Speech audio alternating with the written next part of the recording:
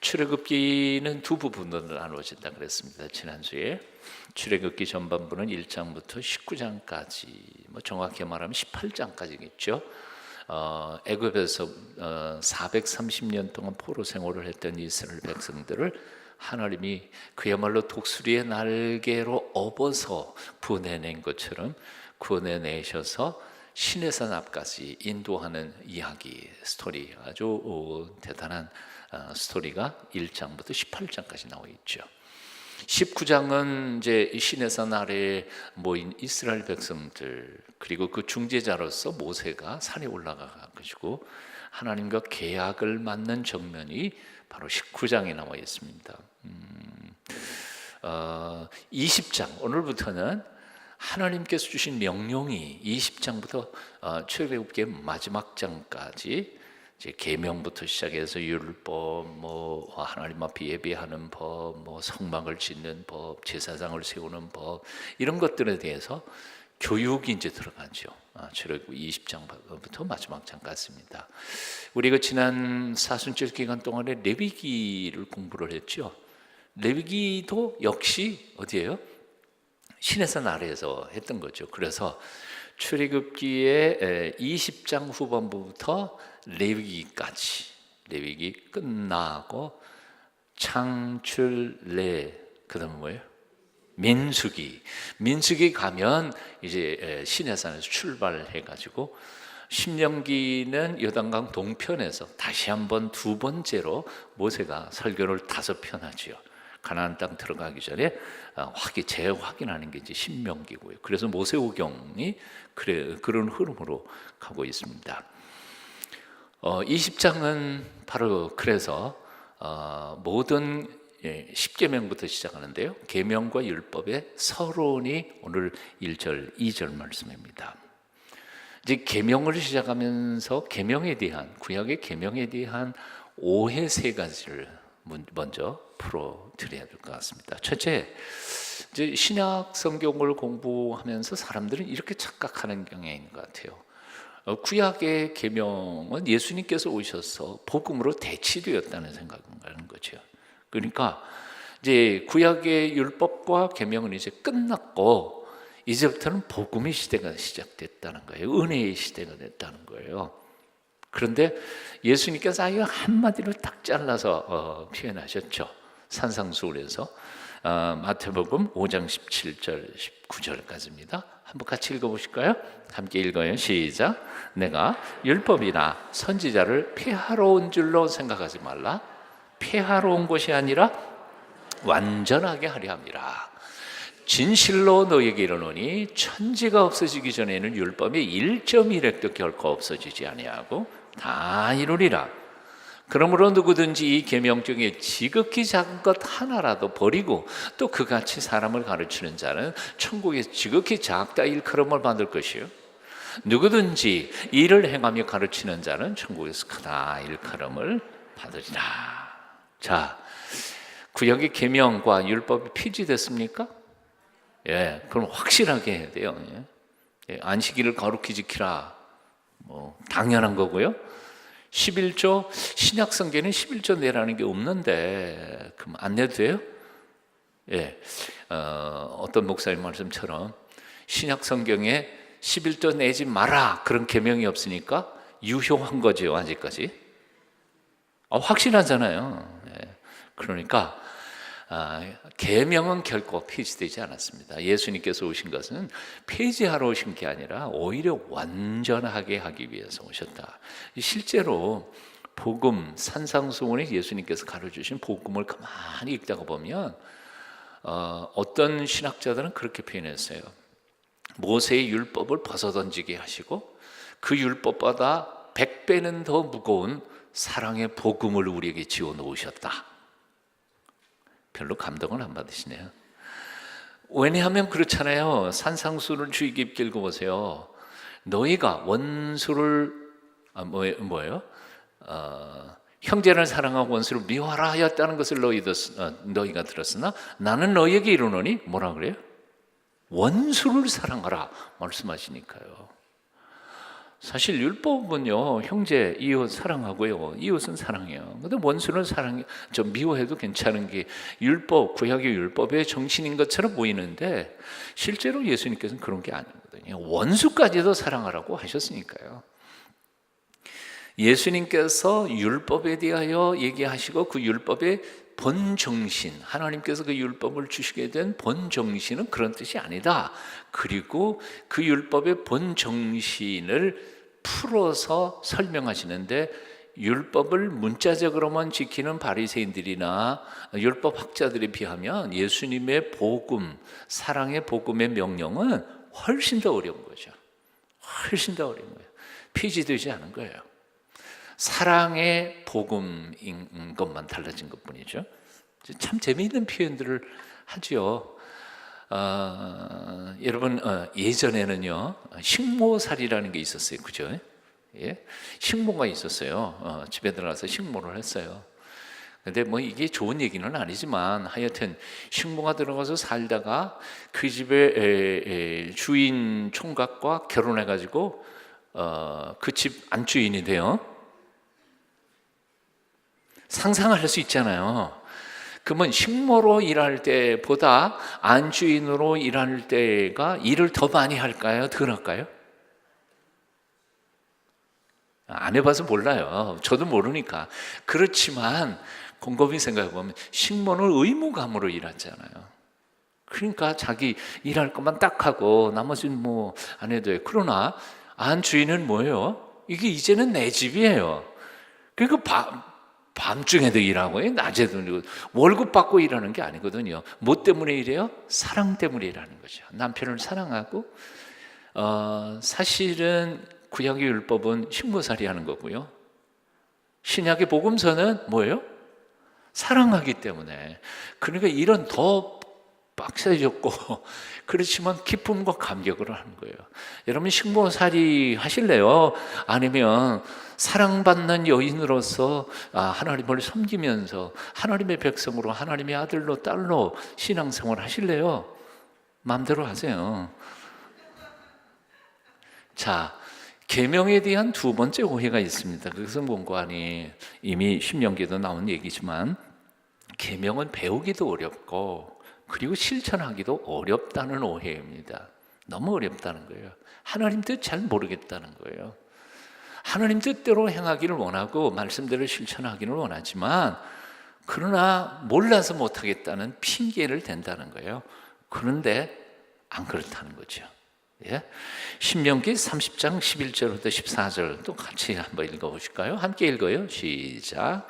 내가 오늘 네게 명령한 이 명령은 네게 어려운 것도 아니요 먼 것도 아니라 하늘에 있는 것이 아니니 내가 이르기를 누가 우리를 위하여 하늘에 올라가 그의 명령을 우리에게로 가지고 와서 우리에게 들려 행하게 하라 할 것이 아니요 이것이 바다 밖에 있는 것이 아니니 내가 이르기를 누가 우리를 위하여 바다를 건너가서 그의 명령을 우리에게로 가지고 와서 우리에게 들려 행하게 하라 할 것도 아니라 오직 그 말씀이 네게 매우 가까워서 내 입에 있으며 내 마음에 있은즉 내가 이를 행할 수 있느니라. 14절 다시 한 번 더 읽어봐요. 뜻을 생각하면서 시작.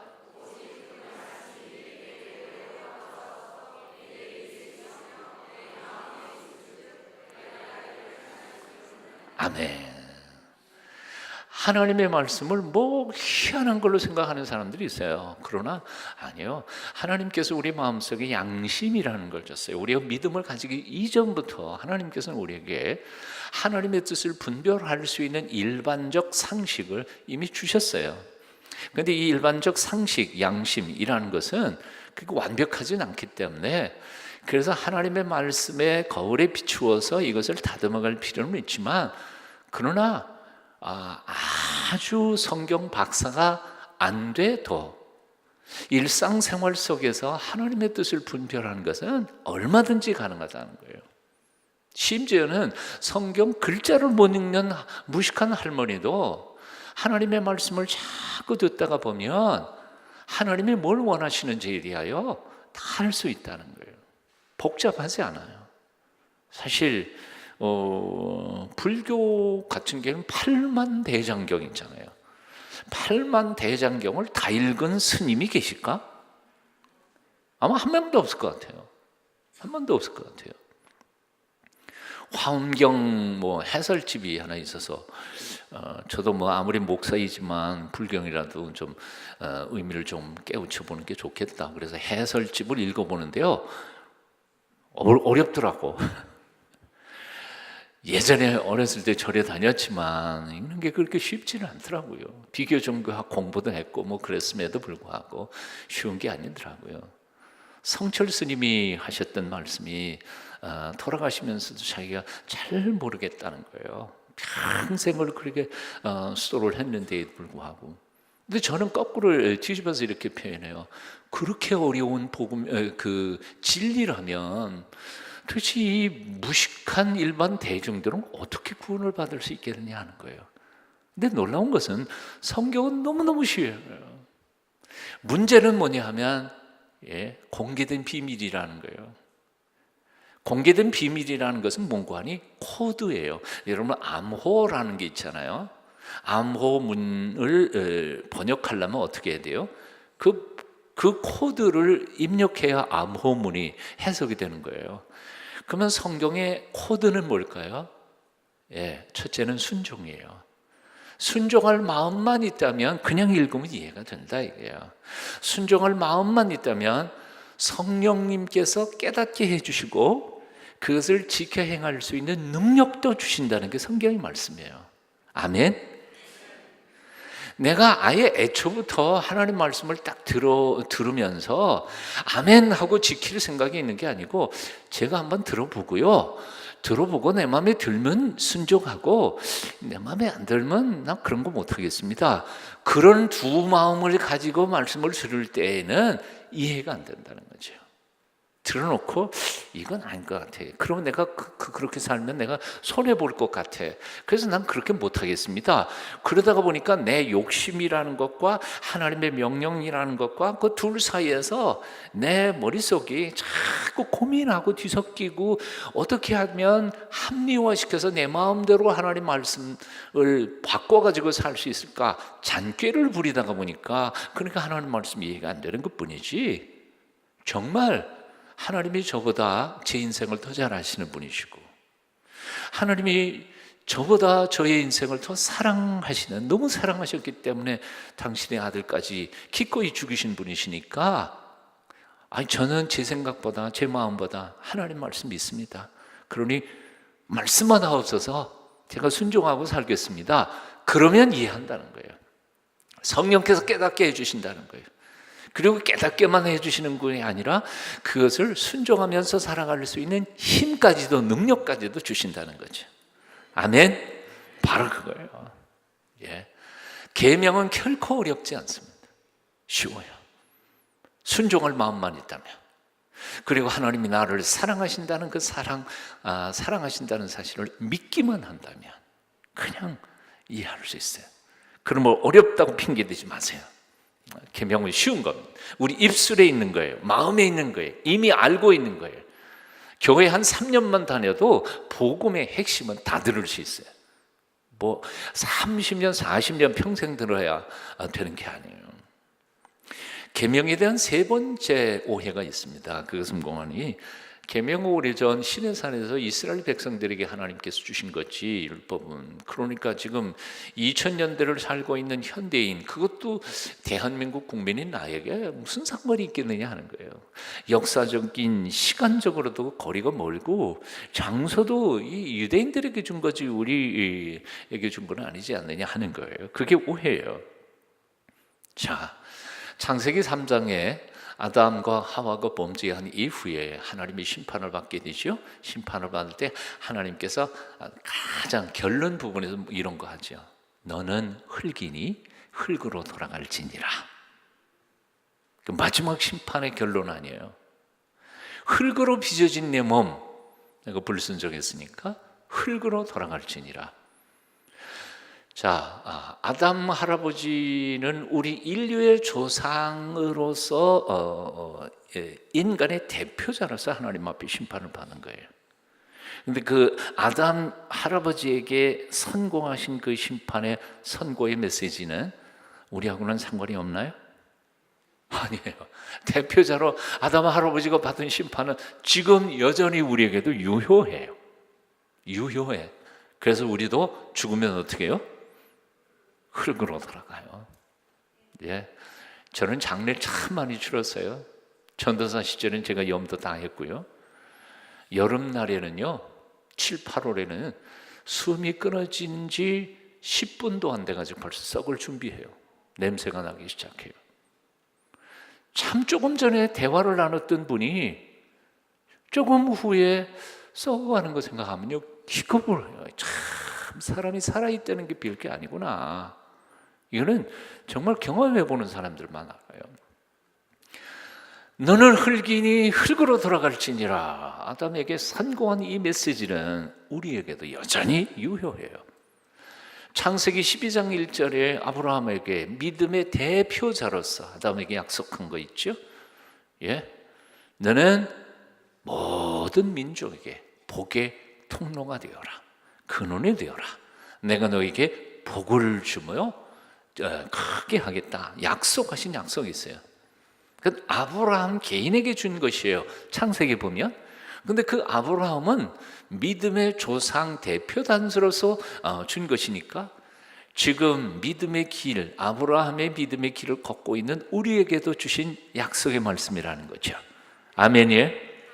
그러니까 우리가 창세기 12장 1절, 2절 읽어가면서 아멘, 나도 복의 통로로 살겠습니다 하고 헌신하고 그 약속 붙잡고 우리가 믿음으로 하나님 앞에 복 달라고 기도도 하고 복을 나누기를 의무적으로도 선포하면서 사는 거 아니에요. 이 아담에 대한 이야기가 로마서에 다시 나오죠. 로마서 5장 가보면 첫 번째 아담, 두 번째 아담 누구예요? 예수 그리스도이시죠. 첫 번째 아담의 불순종으로 말미암아 이 세상에 사망과 죄와 죽음이 왔다면 두 번째 아담이신 예수 그리스도의 순종하심을 통하여 우리에게 부활과 영생이 주어졌다고 선포하고 있지 않아요. 그러니까 사실 성경에 나오고 있는 모든 약속들이 우리와 직접적인 말씀, 약속이에요. 직접적인 우리에게 주신 약속이고 우리와 맺은 계약이라는 말이에요. 그러니까 계명은 나하고 상관없다. 아니요. 상관이 있어요. 그러니까 우리가 말씀을 구약 성경도 묵상하며 그 속에 오늘 내게 주시는 메시지가 무엇인지를 하나님 앞에 달라고 기도하면서 살아가는 것 아니냐 하는 거죠. 이제 다음 주에 읽어갈 본문입니다만 출애굽기 20장 5절 6절 그 앞부분은 조금 자르고요. 한번 같이 읽어보시겠습니다. 화면에 보는 거요. 출애굽기 20장 5절 6절 같이 한번 읽어봅니다. 시작. 나 네 하나님 여호와는 질투하는 하나님인즉 나를 미워하는 자의 죄를 갚되 아버지로부터 아들에게 3, 4대까지 이르게 하거니와 나를 사랑하고 내 계명을 지키는 자에게는 1000대까지 은혜를 베푸느니라. 하나님이 심판하는 것은 3, 4대예요. 3, 4대는 뭐예요? 손자 때까지만 대충 멀리 가지 않아요. 근데 하나님이 축복하시는 것은 1000대까지 간다는 거예요. 여러분 한 세대를 몇 년으로 잡아요? 대개 30년 잡죠. 그러면 1000대면 몇 년이에요? 아이고 산수를 잘못했어요. 1000 곱하기 30년 그럼 뭐예요? 3000년 동안 유효한다는 거예요. 와 세상에, 내가 하나님 앞에 바로 서면 내 후손들 3000년을 내가 기억하겠다는 거예요. 와, 대단한 거 아니에요? 예. 내가 오늘 신앙생활 잘하고 하나님 마음에 속 들게 봉사하고 섬길 때 우리 자식들, 우리 후손들 내 이름 기억도 못하겠지만 3000년을 하나님, 그 전에 예수님 오시겠습니다만 하나님께서 책임져 주겠다. 이게 하나님의 약속이에요. 뭐 할 때? 이 계명, 나하고 너하고 지금 맺는 이 계명을 지켜 행하기만 한다면. 자, 요약해 봅니다. 율법이나 계명은 결코 폐기되지 않았습니다. 그리고 율법이나 계명은 결코 어려운 게 아닙니다. 우리 입에 담아주시고 마음에 이미 깨우쳐 주셨고, 행할 마음만 있다면, 그리고 하나님을 믿는 믿음과 사랑만 있다면 얼마든지 행할 수 있는 힘도 성령님께서 공급해 주시겠다고 약속하셨습니다. 그리고 계명과 율법은 유대인들에게만 주신 게 아니고 그 믿음의 길을 걸어가는 모든 오늘 우리 모두에게 주신 하나님의 축복의 약속이라는 사실입니다. 잊지 마십시다. 자, 이 계명에 대하여 그럼에도 불구하고 너무 현대인들은 좀 문제가 많이 있는 것 같아요. 현대 사회의 가장 큰 문제가 뭔지 아세요? 예, 절대 가치, 절대 진리에 대하여 부정하는 사회가 됐다는 거죠. 절대 윤리라는 게 없어요. 다 상대적인 거예요. 상대적이라는 게 뭐 간단해요. 야, 너는 그렇게 믿어. 난 이렇게 믿을 테니까. 너에게 옳은 거라고 그래서 나에게도 다 반드시 옳은 건 아니야. 그러니까 너가 하고 싶은 대로 해. 난 나 하고 싶은 대로 할게. 그러다 보니까 뭐가 문제가 생기냐면, 법으로도 그렇고요, 한 사회를 이렇게 안정되게 끌어가는 데 있어서 절대 가치가 없으니까요, 절대 기준이 없으니까요. 그러니까 하고 싶은 대로 하다가 보니까 무법한 사회가 돼버리고 말았습니다. 왜? 동성애 문제가 나왔죠. 동성애 문제만 얘기하면 이거 잘못하다가는 큰일 나요. 인권 문제 터치해서 인권법으로 동성애 문제를 얘기하는 것 자체가 사실은 잘못됐다고 생각이 들어요. 저는 동성애 문제에 대하여 전문가들을 모시고 CTS에서 프로그램 몇 번 진행한 적이 있었는데요. 제 얘기는 그 얘기였어요. 동성애 문제는 인권 문제로 풀려고 그러지 마라. 이것은 의학적인 문제예요. 예? 국민 건강의 문제예요. 이거를 지금 인권 문제로 다루다가 보니까 의사 선생님들도 동성애자들에게 일어나는 여러 가지의 의료적인 문제, 질병의 문제를 말하면 당연히 의사가 얘기를 해야죠. 의사들이 얘기 안 하면 우리가 어떻게 알아요? 일반 국민들이. 그런데 이 얘기를 못 해요. 발표를 못 해요. 왜요? 인권 문제에 걸릴까 봐. 그러니까 말 못 해요. 그러니까 이게 문제의 핵심이 지금 엉뚱한 데로 가고 있어요. 대한민국의 가치관, 윤리, 이건 문제예요. 지금 현재 외국에 이걸 인권 문제로 풀어서 가는 국가들의 제3의 성이라는 얘기까지 나오잖아요. 제3의 성이 뭐예요? 남성, 여성, 그리고 제3의 성이 있어요. 제3의 성이 뭔지 아세요? 동물의 성이에요. 그러니까 남자 여자 결혼하는 것만이 정상은 아니다.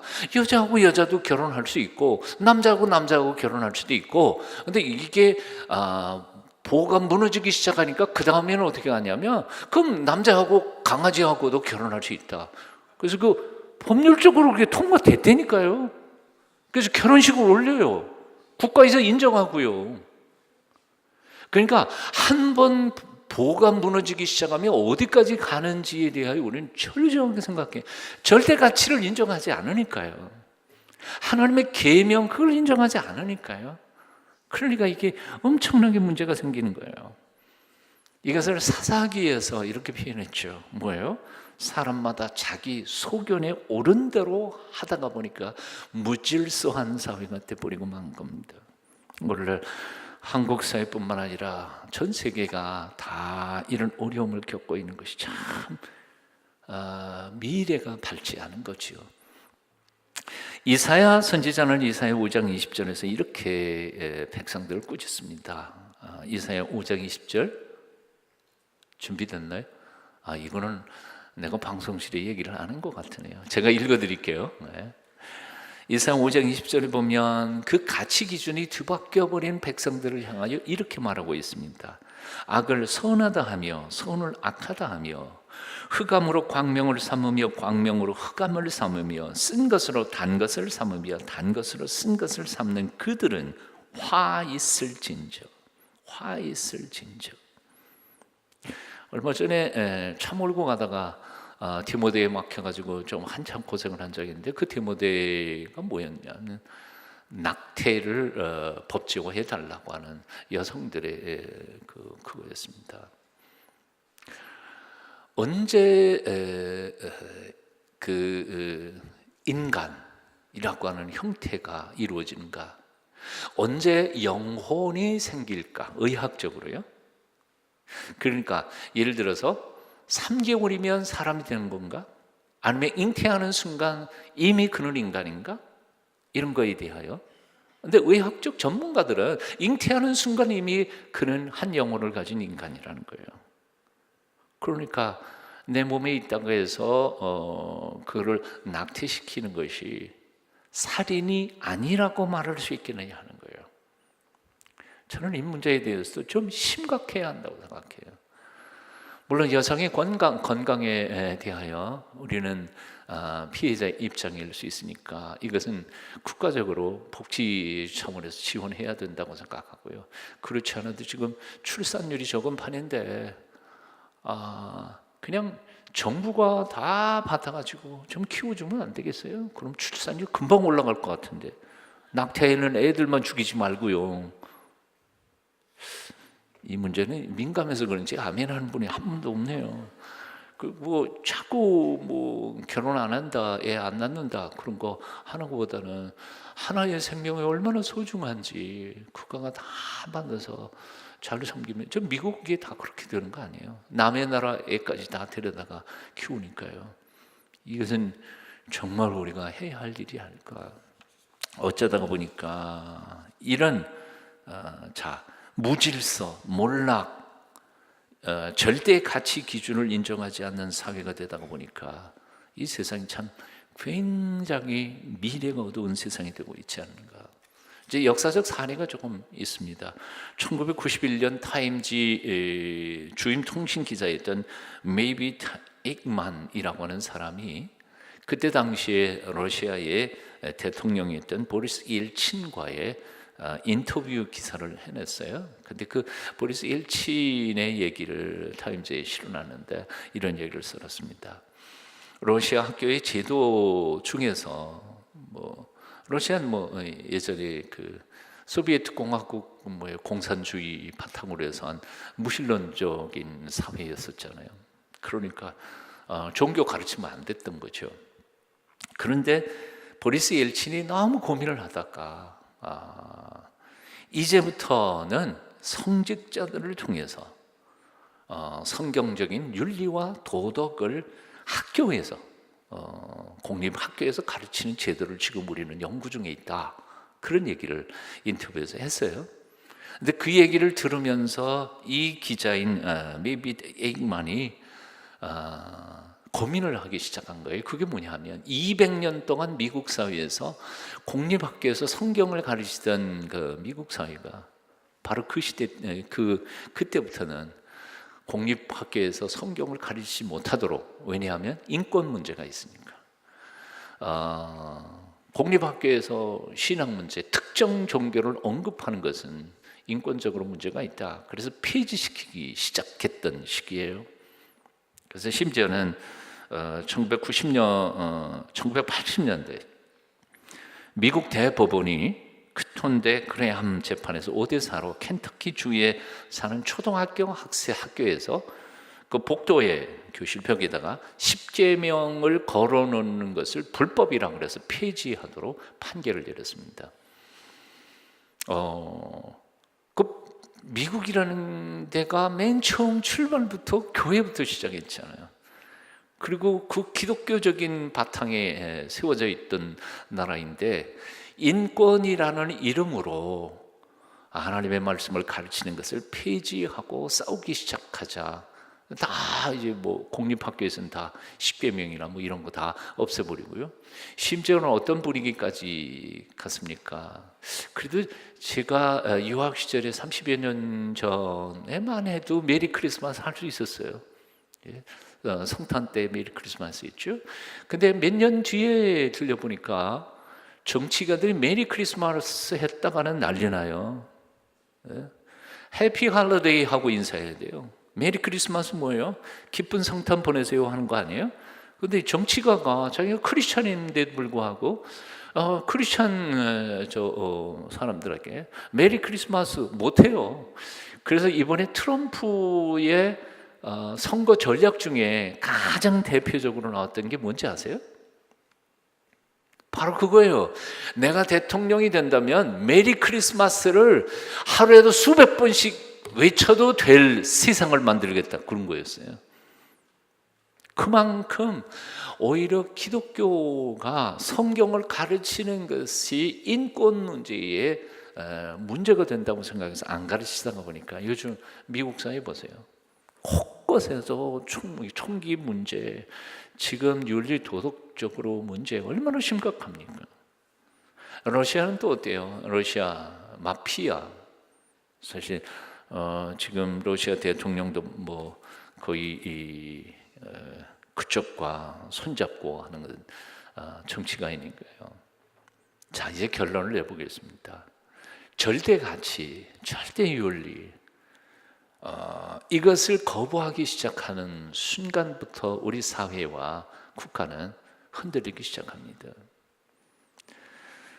아무리 전자팔찌를 채워서 하고 화학적 거세를 하고 뭐 선거법, 형법 다 갖춘다 할지라도 국민 개개인의 마음속에 선한 양심과 이건 아니야, 이거는 옳아, 이런 절대 가치 기준에 대한, 윤리 기준에 대한 양심이 살아있지 않는 한 사회는 결코 깨끗하지 않을 거고요, 건강하지 않을 겁니다. 그러니까 정말 중요한 것은 뭐냐 하면 하나님이 우리에게 주신 이건 옳고 이건 아니다 하는 계명이 살아있는 사회, 그 사회가 가정이 살아날 거고요, 사회가 안전해지는 사회가 될 줄 믿습니다. 십계명은 단순히 우리 크리스천들에게만 중요한 하나님께서 주신 명령이 아니라 온 세상을 복되게 만들어가는 윤리의 최소의 기준이라는 거죠. 요즘에 뭐 간음하지 말라 이 얘기, 그건 완전히 구닥다리 문장이 되어버리고 있지 않았어요? 이 얘기는 이제 빨리 정리하고 다음 말씀으로 넘어가겠으면 좋겠습니다. 어떤 청년이 목사님하고 같이 함께 차를 타고 여행을 하고 있었습니다. 그 청년이 목사님한테 어렵게 이렇게 말하면, 목사님, 저는 십계명 싫어요. 왜 그렇게 하지 마라, 그렇게 간섭이 많아요. 그랬더니 목사님이 잠잠히 운전하고 계시다가 도로 표지판에 반대길로 팍 꺾어서 가는 거예요. 그러니까 목사님, 우리가 갈 길은 저기 있는데 왜 이쪽으로 가세요? 그랬더니 목사님이 하는 말, 이 사람아, 뭐 꼭 표지판대로 가라 그랬냐? 뭐 그냥 아무데나 그깟 표지판 무시하고 가다가 보면 나오겠지. 그러니까 헷갈리잖아요. 그래도 표지판대로 가야 목적지로 갈 수 있죠. 그래? 맞아? 표지판대로 가야 돼? 그래, 십계명이 표지판이야. 오늘 사회에서 모든 사람들이 다 그런다고, 예수 믿는 사람들까지 적당히 하나님이 주신 계명에 대하여 야합하면서 살아가는 세상이 될 때 이 세상은 희망이 없을 것이라고 생각합니다. 교통 표지판 누구를 위해서 만들었나요? 운전자를 위해서, 사람들을 위해서 만든 겁니다. 계명 누구를 위해 만들었나요? 하나님을 위해서가 아닙니다. 바로 우리를 위하여 만들어 놓으셨습니다. 그 말씀대로 살아갈 때 하나님께서 은혜와 복을 더하여 주실 줄을 믿습니다. 한번 따라해 보시겠습니다. 나를 사랑하고 내 계명을 지키는 자에게는 천대까지 은혜를 베풀리라. 아멘. 오늘 1절 2절 하나님이 모든 말씀으로 말씀하여 이르시되 나는 너를 애굽 땅 종 되었던 집에서 인도하여 낸 네 하나님이 여호와니라. 이 말씀에 대해서 우리 개혁교회에 아주 귀한 글을 많이 쓰신 토마스 왓슨이라고 하는 분이 이렇게 설명을 했습니다. 이 부분은 십계명에 대한 입법자가 누구인지, 그리고 하나님과 그 백성 간의 관계가 어떠한지를 소개하고 있는 서문이다. 그렇게 표현했습니다. 계명의 입법자가 누구예요? 계명을 주신 분이 하나님이시라는 거예요. 하나님은 그럴 만한 권한이 있으신 분이라는 거예요. 사실 이 십계명 출애굽기 20장을 주의 깊게 읽어보면 옛날 고대 사회의 계약서 형식, 법적인 계약서 형식대로 쓰여졌음을 구약 신학자들은 얘기합니다. 실제로 여러분 집 전세 들어갈 때에도 전세 계약 하잖아요. 전세 계약에 계약자 누구 있지요? 집주인 누구, 전세 들어가는 사람 이름 있고 주소 있고 다 있잖아요. 여기 십계명도 마찬가지예요. 그 계명을 주시는 분 입법자가 누구? 하나님의 여호와예요. 그리고 수행해야 할 사람은 누구예요? 우리 하나님의 백성이에요. 근데 그 입법자가 누구냐 하면 나는 너를 애굽 땅에서 구원하여 온 너를 사랑하는 너희 하나님이다. 당신 신분을 분명히 밝히신 거예요.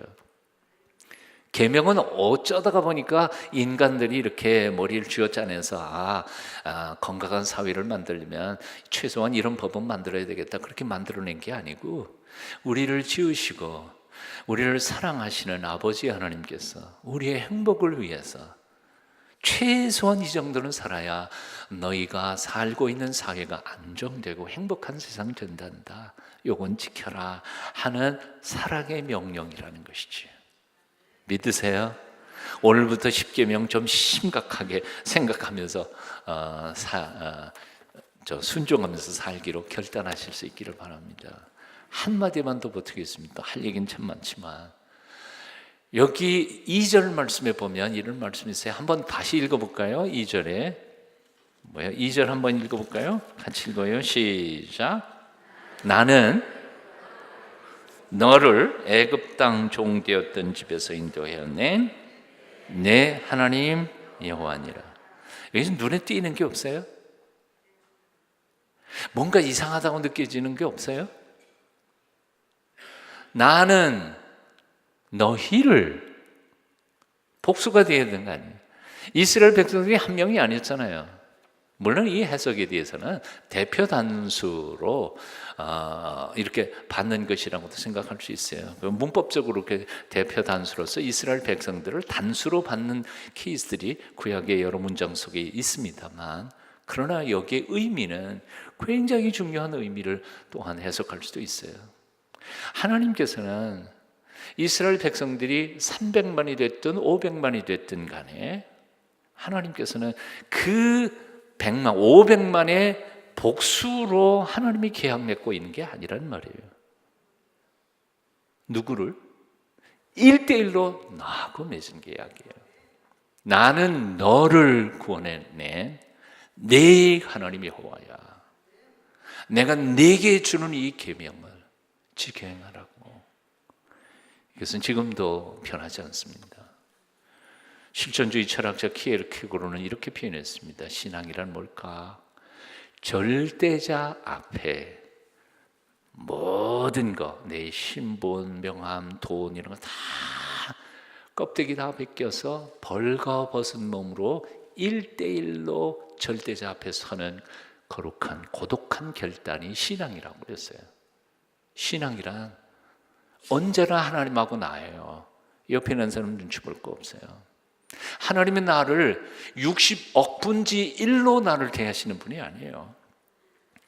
지구상에 75억이 있다 그래서 75억 분지 1로 나를 대하시는 분이 아니라 온 세상에 나 혼자 있는 것처럼 나를 1대1로 만나주시는 하나님, 그분이 오늘도 내게 물으세요. 나는 너를 그 불교 문화 속에서 끄집어내서 나를 너를 구원받게 하고 목사 만들어 놓은 네 하나님 여호와니라. 이 계명의 말씀대로 지켜 행하면 천대까지 내가 은혜를 베풀겠다. 할래 안 할래? 오늘 이 저녁에 오늘의 메시지가 여러분에게 개인적으로 들려주시는, 그리고 개인적으로 하나님 앞에 헌신하시는 귀한 저녁 되시기를 축원합니다. 주님 사랑합니다. 주님 말씀대로 계명을 지켜 행하겠습니다. 그동안 온전하게 살지 못했던 거 용서해 주시고 성령님 깨우쳐 주시고 살도록 힘과 능력 주십시오. 기도하는 이 저녁 되시기를 축원합니다. 기도하겠습니다. 사랑의 아버지 하나님, 우리를 사랑해 주신 것을 감사합니다. 십계명에 담긴 아버지의 애틋한 사랑을 온전히 깨닫게 하여 주시고 온전히 순종하면서 살아감으로 약속하신 그 축복이 천대에 이르는 거룩한 하나님의 백성들 다 되도록 오늘도 이 저녁 주 앞에 나온 주의 백성들 기억하시고 은혜와 복을 더하여 주시옵소서. 예수님의 이름으로 간절히 기도하옵나이다. 아멘.